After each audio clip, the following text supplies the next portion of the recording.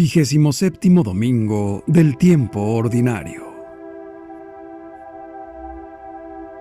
Evangelio y lecturas del día domingo 6 de octubre del 2024. Lectura del libro del Génesis. En aquel día dijo el Señor Dios: no es bueno que el hombre esté solo. Voy a hacerle a alguien como él, para que lo ayude. Entonces el Señor Dios formó de la tierra todas las bestias del campo y todos los pájaros del cielo, y los llevó ante Adán para que les pusiera nombre, y así todo ser viviente tuviera el nombre puesto por Adán. Así pues, Adán les puso nombre a todos los animales domésticos, a los pájaros del cielo y a las bestias del campo. Pero no hubo ningún ser semejante a Adán para ayudarlo. Entonces el Señor Dios hizo caer al hombre en un profundo sueño. Y mientras dormía, le sacó una costilla y cerró la carne sobre el lugar vacío. Y de la costilla que le había sacado al hombre, Dios formó una mujer. Se la llevó al hombre y éste exclamó: «Esta sí es hueso de mis huesos y carne de mi carne. Esta será llamada mujer, porque ha sido formada del hombre. Por eso el hombre abandonará a su padre y a su madre, y se unirá a su mujer, y serán los dos una sola cosa». Palabra de Dios. Te alabamos, Señor. Salmo 127. Dichoso el que teme al Señor. Dichoso el que teme al Señor y sigue sus caminos. Comerá del fruto de su trabajo. Será dichoso, le irá bien. Dichoso el que teme al Señor.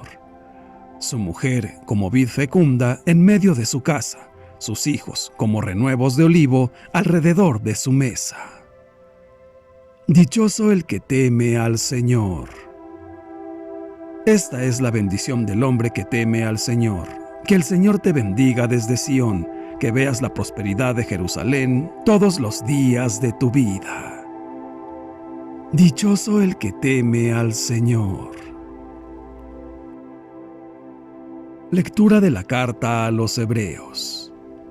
Hermanos, es verdad que ahora todavía no vemos el universo entero sometido al hombre, pero sí vemos ya al que por un momento Dios hizo inferior a los ángeles, a Jesús, que, por haber sufrido la muerte, está coronado de gloria y honor.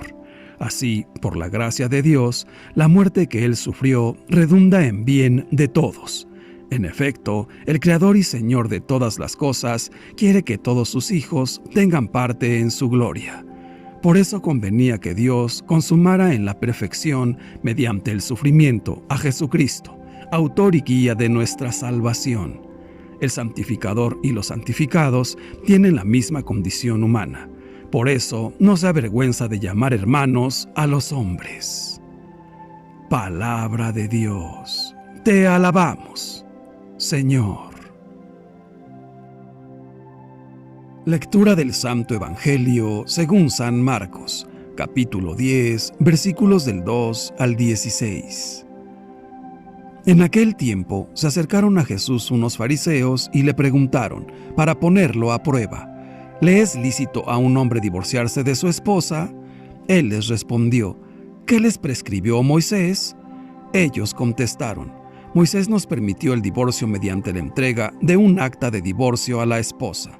Jesús les dijo: Moisés prescribió esto debido a la dureza del corazón de ustedes, pero desde el principio, al crearlos, Dios los hizo hombre y mujer. Por eso dejará el hombre a su padre y a su madre, y se unirá a su esposa, y serán los dos una sola cosa. De modo que ya no son dos, sino una sola cosa. Por eso, lo que Dios unió, que no lo separe el hombre. Ya en casa, los discípulos le volvieron a preguntar sobre el asunto.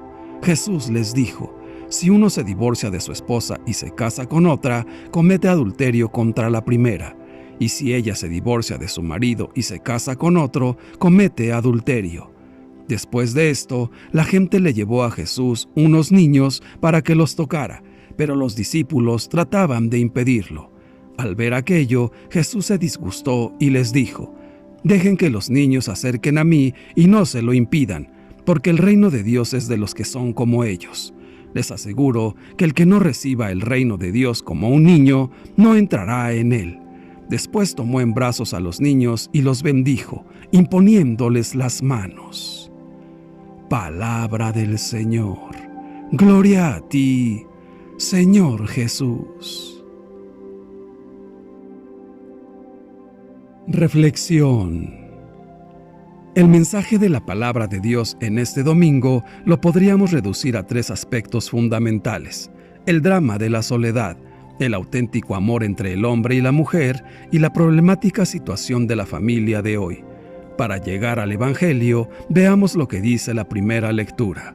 Adán vivía en el paraíso, ponía los nombres a las demás criaturas, ejerciendo una incomparable superioridad, pero aún así se sentía solo. El corazón de Dios se entristeció al ver su condición y dijo: «No es bueno que el hombre esté solo. Voy a hacerle a alguien como él, para que lo ayude». Dios no ha creado al ser humano para vivir en la tristeza, sino para compartir un camino con otra persona que le sea complementaria. Y como nos lo recordaba muy bella y atinadamente el Salmo 127, Él lo creó para vivir la extraordinaria experiencia de amar y ser amado. Jesús, ante la pregunta retórica que le habían dirigido como una trampa para hacerlo quedar mal ante la multitud que lo seguía y que practicaba el divorcio como realidad consolidada, responde de forma sencilla e inesperada.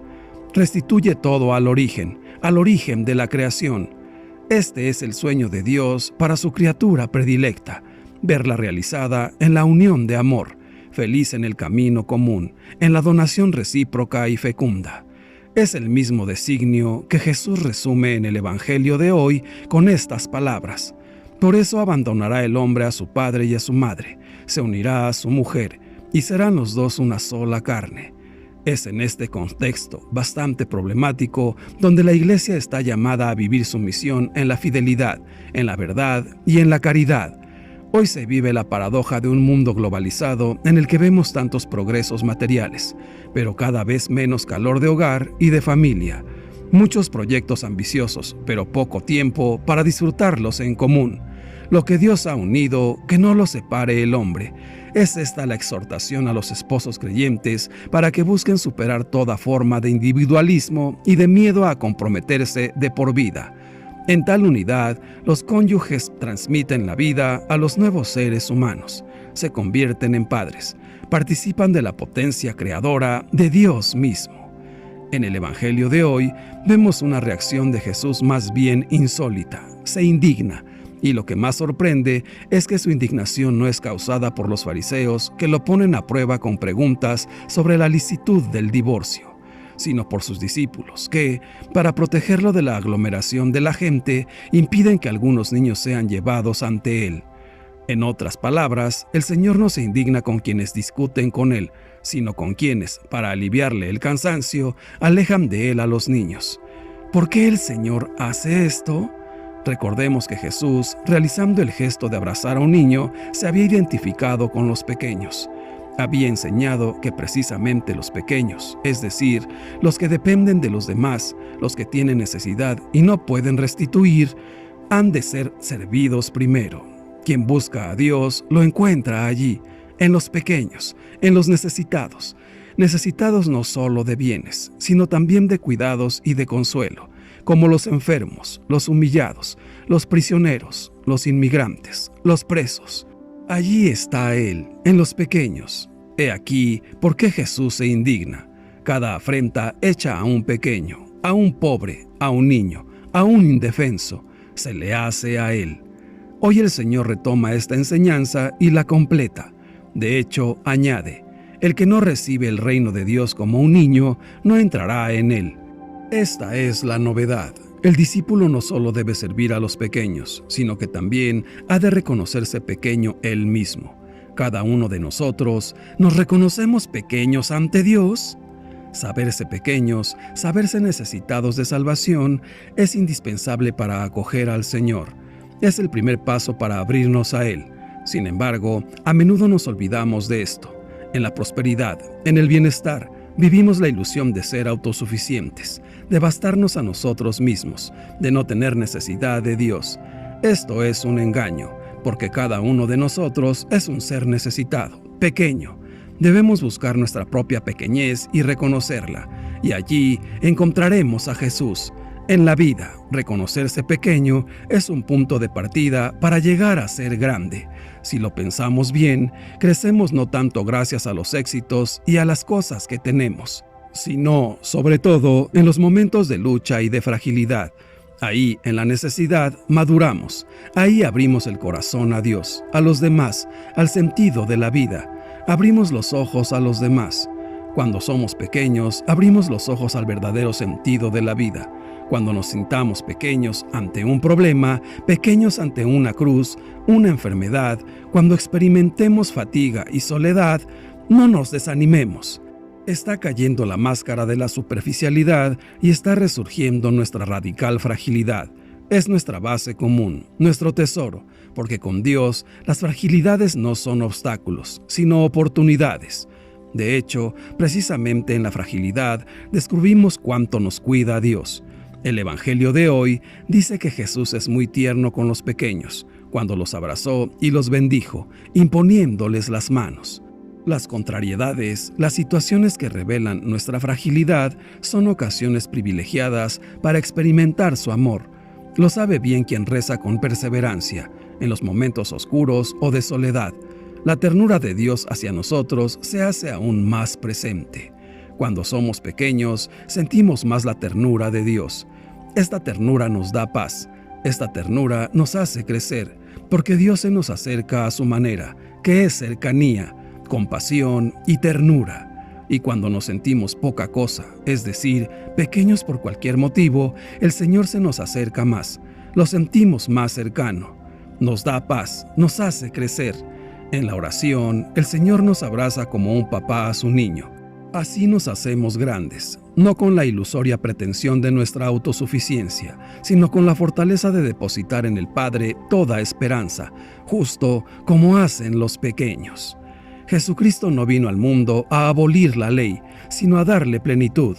Los mandamientos de la ley de Dios son inmutables, porque provienen del amor y de la sabiduría divina. Quien los quebranta peca gravemente, porque ofende al Espíritu Santo. Desobedece los mandatos de Dios impuestos a la humanidad de acuerdo a su plan divino, y no vive en su voluntad. El Señor ha realizado la creación de acuerdo a un orden, a la humanidad. Desde un principio, con dos sexos distintos la definió, hombre y mujer los creó, para compenetrarse y ser una sola carne, y dar vida, porque a multiplicarse y poblar el mundo los mandó. Pero el hombre, por el pecado, ha distorsionado el plan original de Dios. Cristo ha venido a restaurar el orden a través de los sacramentos. El matrimonio es una vocación que comprende solo aquel que tiene el don de la sabiduría divina y orienta su vida, sus pensamientos y acciones hacia la única verdad, que es Dios. Aceptemos, pues, los mandamientos de la ley de Dios, enseñémoslos, practiquémoslos, vivamos la virtud de la castidad de acuerdo a las condiciones de nuestra vocación. Si eres casado, cumple con tu responsabilidad de mantenerte abierto siempre a la vida y a la posibilidad de procrear de acuerdo a la voluntad divina. Si eres soltero, vive la abstinencia, pero en ambos casos procuremos siempre la pureza de nuestros pensamientos y de nuestros actos, amando a Dios por sobre todas las cosas y al prójimo como a nosotros mismos. Y si caemos en tentación, procuremos que la dureza de nuestro corazón no nos aleje del plan perfecto de Dios. Arrepintámonos y pidamos perdón, y volvamos al orden correcto, para que alcancemos la perfección y la vida eterna. La liturgia sigue insistiendo en la necesidad de profundizar nuestra capacidad de discernimiento para que actuemos con autenticidad y en sintonía con todo lo que produce vida y dignidad en las personas. El Evangelio señala dos aspectos que están profundamente relacionados. Por un lado, que se vive a plenitud si somos capaces de superar la dureza de corazón, y por otro, que se entra en esta vida plena si nos hacemos como niños. Todo comienza con una pregunta que esconde la dura realidad de indefensión jurídica, social y hasta humana que padece la mujer en tiempos de Jesús. Los fariseos le preguntan: ¿es lícito que un hombre se divorcie de su mujer? Claramente que lo lícito o lo legal puede ayudar a resolver muchísimos enredos en la vida, y esto es muy bueno. pero siempre será un reajuste o reacomodo cuando se trate de aspectos que son importantes de nuestra vida.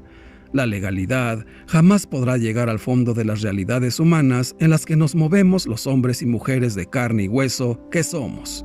Para ello, no basta la legalidad, sino el amor.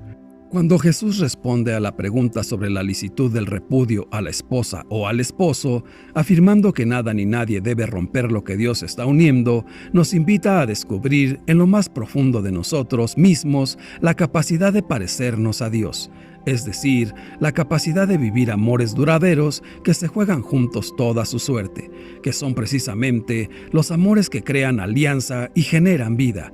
Y para ello necesitamos transformar la dureza de corazón. La dureza de corazón, tal como se entiende en la Biblia, impide ver más allá de los propios intereses y criterios, provoca juicios sin misericordias, asfixia todo encuentro, hace que se esté muy pendiente de la falta o error ajeno. Se termina viviendo en el desamor, desconectados de la vida y de las personas, construyendo auténticos infiernos. Y esto sucede porque falta un proceder conforme al Espíritu Santo. La referencia a otras personas nos abre a la auténtica amistad. Por esta razón, Jesús dirá que necesitamos hacernos como niños, porque ellos viven en una permanente y obligada referencia a los demás. Un niño aislado no tendría vida, necesita dejarse proteger, cuidar, atender y hasta dejarse reprender. Y este dejarse, que es fiarse o ponerse en manos de otros, es lo que conduce a la sencillez. Quien cultiva esta sencillez, que surge de la disposición a vivir en permanente referencia a los demás, aprende a conocer y a valorar las personas. No lleva cuentas del mal, sabe agradecer, aprende a desprenderse de lo que tiene sin mayores complicaciones. Se da del todo sin medir consecuencias. No alberga resentimientos en su corazón. El Papa Francisco nos dirá de forma certera y audaz: prefiero una iglesia accidentada, herida y manchada por salir a la calle, antes que una iglesia enferma por el encierro y la comodidad de aferrarse a las propias seguridades. No quiero una iglesia clausurada en una maraña de obsesiones y procedimientos, en las normas que nos vuelven jueces implacables, en las costumbres donde nos sentimos tranquilos, mientras afuera hay una multitud hambrienta y Jesús nos repite sin cansarse: denles ustedes de comer. Si queremos hacer viable la amistad, la convivencia, el matrimonio, el hogar, el trabajo, la comunidad eclesial, hay que superar el mero tratamiento lícito de los asuntos de la vida y avanzar hacia el auténtico amor que transforma la dureza del alma, la dureza de la razón. Así comenzaremos a tener auténtica vida y avanzar hacia la verdadera comunión. En el proyecto originario del Creador, no es el hombre el que se casa con una mujer, y si las cosas no funcionan, las repudia. Esta enseñanza de Jesús es muy clara y defiende la dignidad del matrimonio como una unión de amor que implica fidelidad. Lo que permite a los esposos permanecer unidos en el matrimonio es un amor de donación recíproca sostenido por la gracia de Cristo. Si en vez de eso, en los cónyuges prevalece el interés individual, la propia satisfacción, entonces su unión no podrá resistir. Y es la misma página evangélica la que nos recuerda, con gran realismo, que el hombre y la mujer, llamados a vivir la experiencia de la relación y del amor, pueden dolorosamente realizar gestos que la pongan en crisis. El modo de actuar de Dios mismo con su pueblo infiel, es decir, con nosotros, nos enseña que el amor herido puede ser sanado por Dios a través de la misericordia y el perdón. Hoy se habla cada vez menos de fidelidad. Basta escuchar ciertas conversaciones para constatar un clima muy diferente, como estas. Hemos pasado las vacaciones cada uno por su cuenta.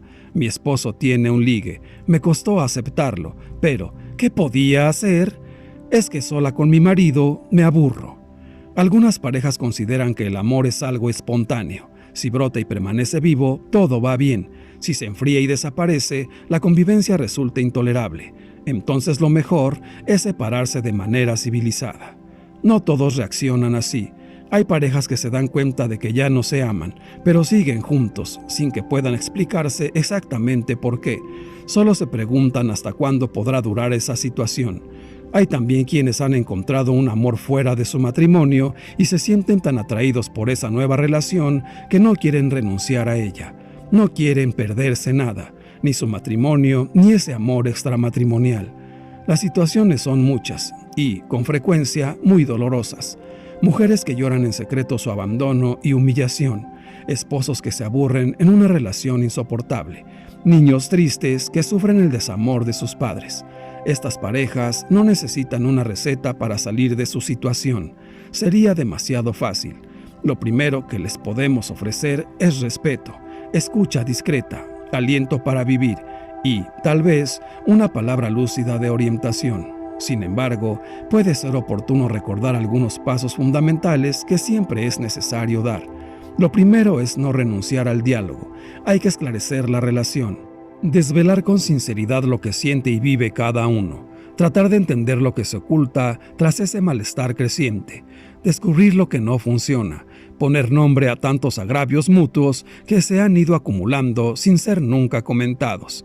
Pero el diálogo no basta. Ciertas crisis no se resuelven sin generosidad y espíritu de nobleza. Si cada uno se encierra en una postura de egoísmo mezquino, el conflicto se agrava, los ánimos se crispan y lo que un día fue amor se puede convertir en odio secreto y mutua agresividad.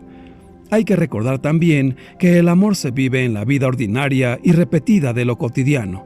Cada día vivido juntos, cada alegría y cada sufrimiento compartidos, cada problema vivido en pareja, dan consistencia real al amor. La frase de Jesús, que dice: "Lo que Dios ha unido, que no lo separe el hombre", tiene sus exigencias mucho antes de que llegue la ruptura, pues las parejas se van separando poco a poco, en la vida de cada día. Todos los días hay que trabajar para crear el matrimonio. La indisolubilidad no es una almohada sobre la que puedan dormirse los esposos, sino una llamada a renovar y vivificar cada día su amor. Queridos hermanos, les invito a renovar, en un momento de silencio, los grandes amores de su vida. El amor a la familia, al cónyuge, a los hijos, a los hermanos naturales y hermanos de comunidad, para que vivamos la realidad de ser verdaderos cristianos católicos. Que así sea. Padre nuestro, Dios todopoderoso y eterno, danos suficiente fe para no rendirnos y suficiente esperanza para avanzar con resolución por el camino que nos conduce a ti. Danos suficiente perdón para estar siempre en paz con nosotros mismos y suficiente respeto para convivir en armonía con aquellos que comparten su vida con nosotros. Ayúdanos a crecer y avanzar en el exigente camino del amor, del desapego, del perdón y de la entrega.